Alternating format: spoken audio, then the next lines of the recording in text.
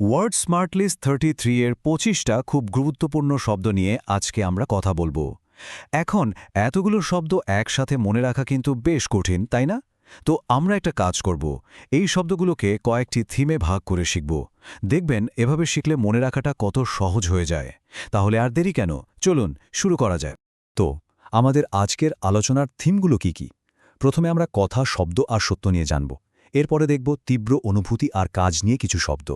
তারপর ঠিক ভুলের ধারণা, জীবনের নানা পরিবর্তন, আর একদম শেষে থাকবে মানুষ, তাদের কাজ আর স্বপ্ন নিয়ে কথা। এই থিমগুলো ফলো করলে দেখবেন শব্দগুলো মনে রাখাটা একদম পানির মতো সোজা হয়ে যাবে। তো চলুন একদম প্রথম থিমটা দিয়ে শুরু করা যাক। কথা, শব্দ এবং সত্য। এই সেকশনে আমরা এমন কিছু শব্দ দেখব যেগুলো আসলে মানুষ কিভাবে কথা বলে, কিভাবে ভাষা ব্যবহার করে তা বুঝতে আমাদের সাহায্য করবে। আচ্ছা, এই দুটো শব্দ কিন্তু খুব কাছাকাছি, কিন্তু এদের মধ্যে একটা সূক্ষ্ম পার্থক্য আছে। এটা বোঝাটা খুব জরুরি। ভেরিসিটি মানে হলো একেবারে খাঁটি সত্যি, 100% সততা। ভাবুন তো, আদালতে যখন একজন সাক্ষী কথা বলেন, তার কথায় ভেরিসিটি থাকতে হয়, মানে তার বলা প্রতিটি কথা সত্যি হতে হবে। অন্যদিকে ভেরিসিমিলিটিউড মানে কিন্তু পুরোপুরি সত্যি নয়, বরং সত্যি বলে মনে হওয়া। ব্যাপারটা অনেকটা এরকম। ধরুন একটা দারুণ সায়েন্স ফিকশন মুভি দেখছেন।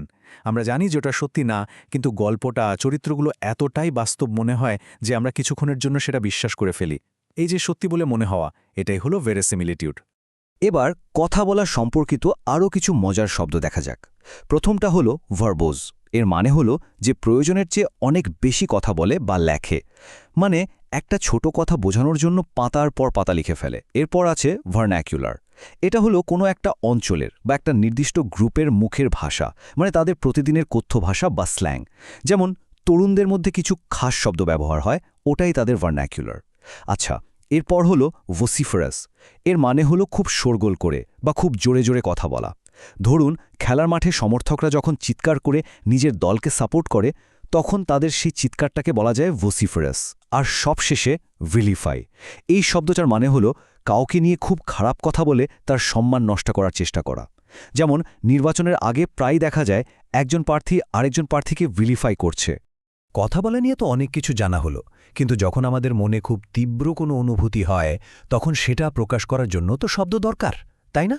চলুন এবার সেই রকম কিছু শব্দ দেখে নেওয়া যাক। তো আমাদের দ্বিতীয় সেকশনটা হলো তীব্র অনুভূতি আর কাজ নিয়ে। এখানকার বেশিরভাগ শব্দই কিন্তু বেশ শক্তিশালী, আর অনেক সময় একটু নেগেটিভ অনুভূতি বোঝাতে ব্যবহার হয়। চলুন দেখে নিই। চলুন এই টেবিলের শব্দগুলো এক এক করে বুঝি। ভিয়েমেন্ট মানে হলো খুব জোরালো, তীব্র কোনো অনুভূতি। যেমন কোনো একটা অন্যায়ের বিরুদ্ধে ভিয়েমেন্ট প্রতিবাদ করা। এরপর ভ্যাক্স।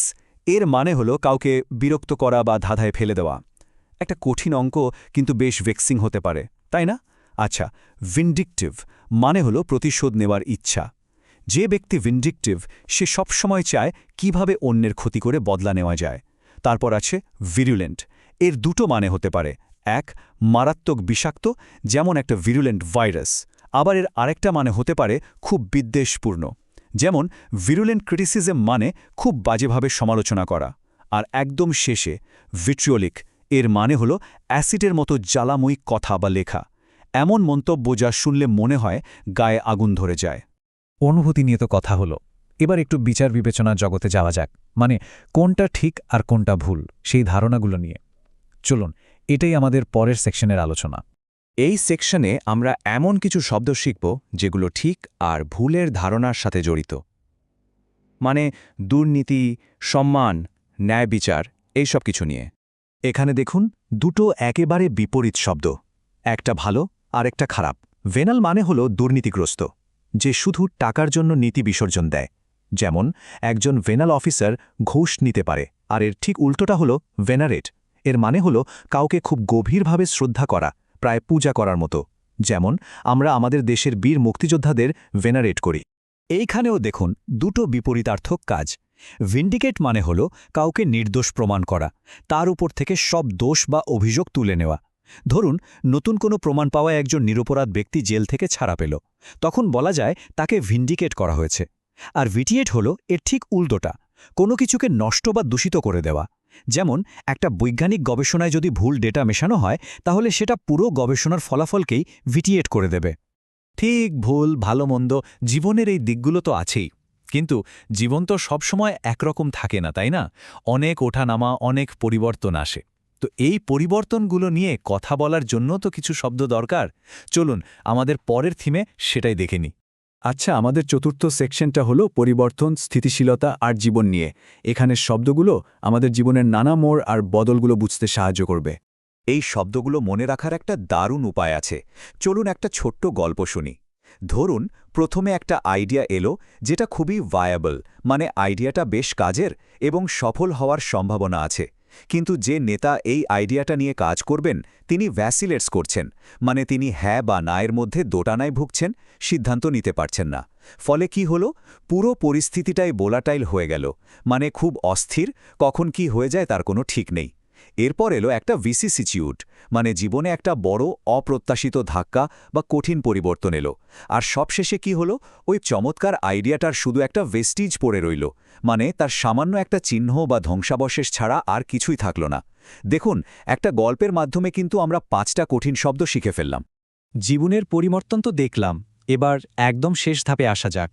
বিভিন্ন ধরনের মানুষ, তাদের স্বপ্ন, তাদের কাজ, এগুলো বর্ণনা করার জন্যেও তো দারুণ কিছু শব্দ আছে, তাই না? চলুন আমাদের শেষ সেকশনের সেই শব্দগুলোই জেনে নিই।